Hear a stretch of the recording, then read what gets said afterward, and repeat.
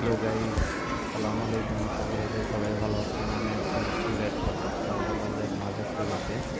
তো মাজার জিয়ারের ট্যুরতে আসছি। এইখানে আমার কাছে দেখতে পাচ্ছেন অনেকগুলো কবুতর মাজারে। তো এই কবুতরগুলো এখানে থাকে। আর আমার কাছে আরও অনেক কিছুই আছে, আপনাদের সামনের দিকে এগিয়ে গিয়ে দেখতে পারবো। আমার সাথে সবাই থাকেন, পাশে থাকেন। আর এই মাজার থেকে অনেক কিছু দেখাবো। এই যে দেখতে পাচ্ছেন